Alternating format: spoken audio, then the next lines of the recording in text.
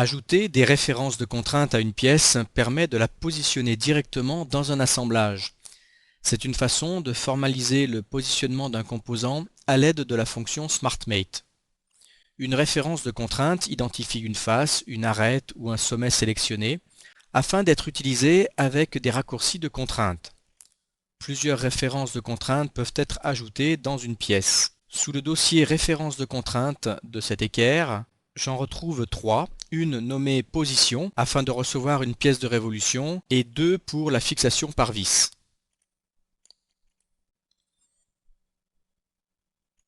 Prenons ce composant axe montage. Il doit être toujours monté dans un alésage et en appui sur la face plane de l'épaulement. La fonction se trouve dans le menu déroulant, Insertion, Géométrie de référence, Référence de contrainte.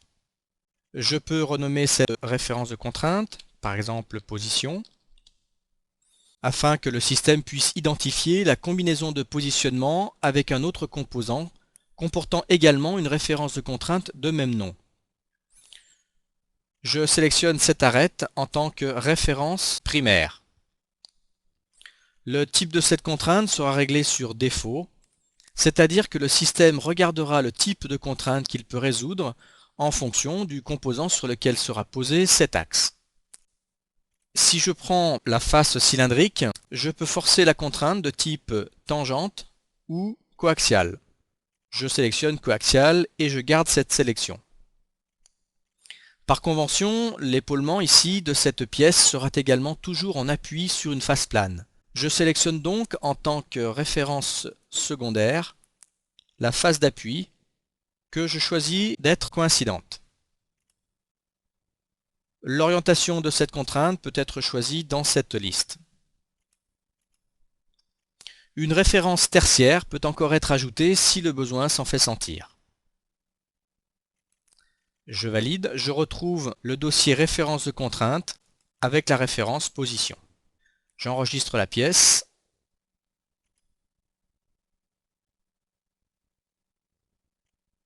Lors de l'insertion de ce composant dans mon assemblage montage équerre, le positionnement se fera automatiquement si je dépose cet axe sur un composant comportant également une référence de contrainte de même nom.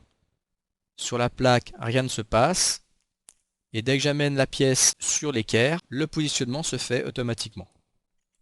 Je choisis la configuration souhaitée.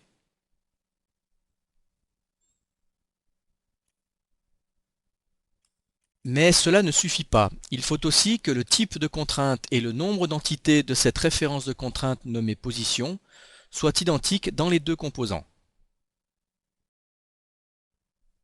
Il existe une autre méthode pour créer des références de contrainte à partir d'un assemblage déjà complet. Sur cet assemblage, la manette simple est déjà contrainte sur son axe par deux contraintes coaxiales. Afin de capturer une référence de contrainte à partir de ces contraintes existantes, il faut éditer la pièce dans le contexte de l'assemblage, puis aller chercher la fonction insertion, géométrie de référence, référence de contrainte, et plutôt que de sélectionner les faces comme précédemment vu, sous référence à capturer, je peux sélectionner soit les contraintes ou les entités que je souhaite faire remonter. La première contrainte, la seconde contrainte, l'entité, la contrainte et l'alignement de la contrainte apparaissent sous entité de contrainte primaire pour la première sélectionnée, puis secondaire dans le cas de deux sélections.